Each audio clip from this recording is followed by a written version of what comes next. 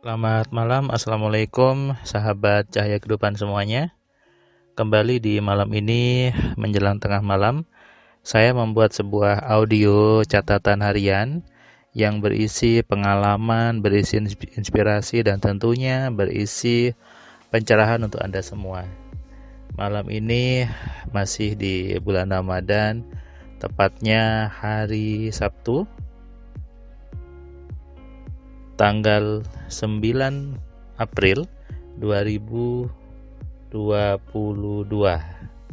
Bagaimana kabar Anda di malam ini? Apa yang sudah Anda kerjakan? Tadi bagaimana puasanya? Bagaimana tarawihnya? Masih lancar kan?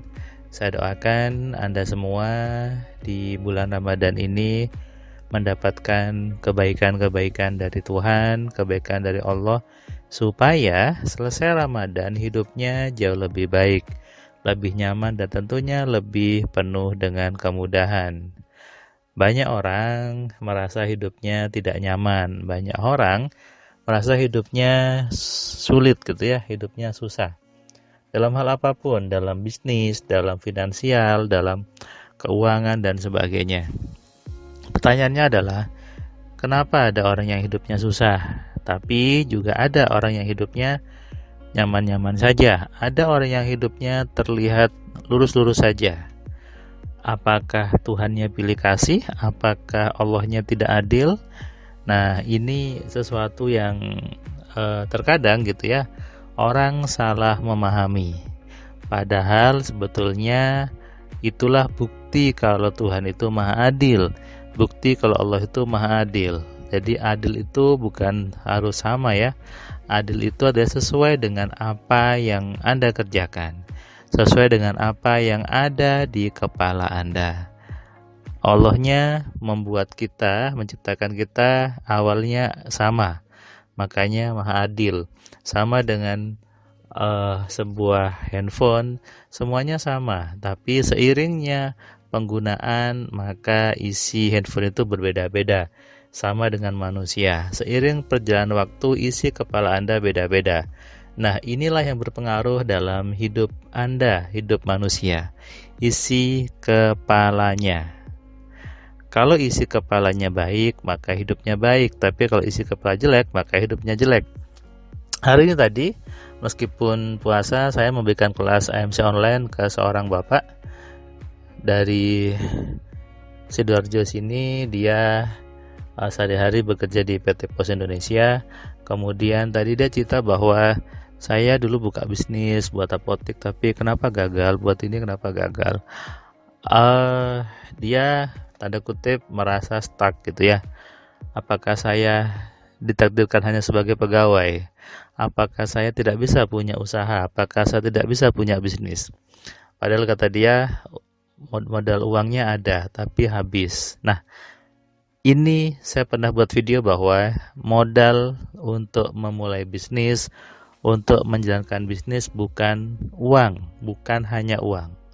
Ada orang bilang, saya tidak punya uangnya, saya nggak punya modal uangnya. Bapak ini ada modal uangnya, tapi habis.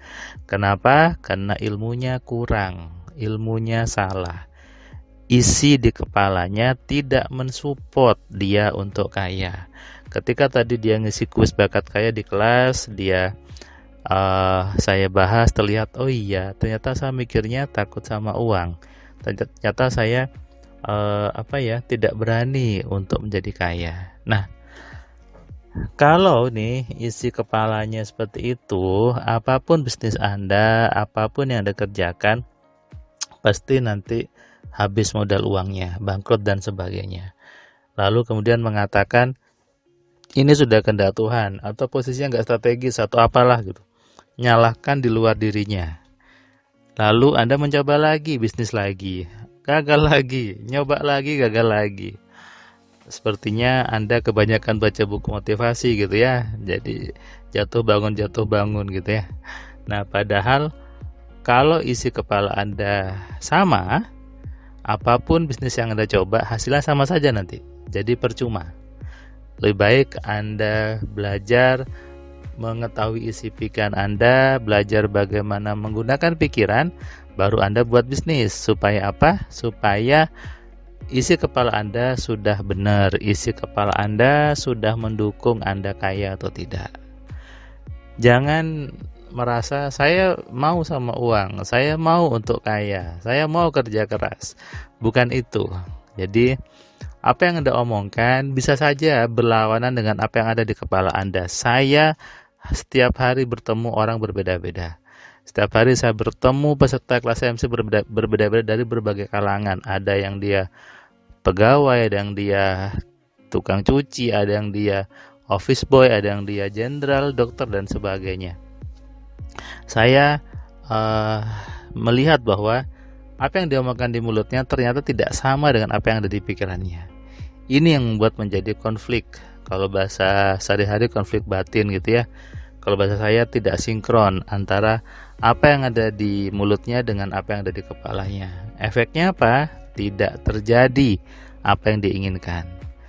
Belum sampai ke Tuhan, tapi di dirinya sudah terjadi ketidakselarasan, ketidaksinkronan, maka itu yang membuat nggak terjadi. Kalau Anda baca buku saya yang kitab satu-satu sugesti, sahabat di situ, ini loh isinya yang harusnya Anda simpan di kepala Anda. Maka saya buat tuh ada satu kalimat sugesti yang bisa Anda gunakan, dan ada audio-audio yang saya buat untuk mendukung isi kepala Anda supaya isinya itu memang suka sama uang. Isinya memang berani menjadi kaya. Anda bisa baca buku saya yang itu ya, kitab satu-satu kalimat sugesti dan 10 keajaiban pikiran. Supaya apa? Anda kenal gitu. Oh, pikiran saya isinya ini nih. Pikiran saya selama ini sepertinya betul tapi salah. Nah, seperti Bapak tadi, dia ketawa, iya ya, ngapain saya nulis seperti itu? Ngapain saya berpikir seperti itu? Dia bilang, ini kan ceramahnya teman-teman motivator, mas, ceramahnya teman-teman spiritual dan sebagainya. Nah, selama ini banyak orang tidak menyadari bahwa pikirannya itu adalah yang utama di hidup manusia.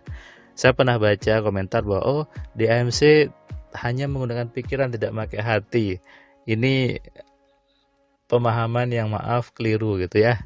Kalau Anda baca nih buku saya yang 10 keajaiban pikiran, saya bahas di situ hati itu apa, pikiran itu apa, dan semuanya kembali ke pikiran lagi. Jadi kalau ada orang di luar sana yang mengatakan, jangan hanya pakai pikiran, pakai juga hati. Ini sepertinya orang itu maaf belum memahami apa itu pikiran, apa itu hati ya. Jadi semua hidup manusia itu di pikiran. Itu kenapa pikiran Anda ada di atas, kepala Anda ada di atas. Karena itu adalah bagian yang penting, bagian yang utama dari hidup manusia. Mau sampai kapan Anda menyia-nyiakan pikiran Anda? Mau sampai kapan Anda tidak memahami, tidak mengenali kerja pikiran dengan benar? Akhirnya apa? Anda berjalan di dunia ini tanpa arah, tanpa tujuan. Sehingga banyak orang hidupnya terlihat sia-sia. Tahu-tahu sudah tua, tahu-tahu sudah meninggal tanpa menikmati hidupnya. Lalu mengatakan itu sudah nasibnya, itu sudah garisan tangannya. No, bukan. Anda salah. Ketika orang itu tidak nyaman hidupnya susah, itu sepenuhnya hasil dari tarikan program di kepalanya.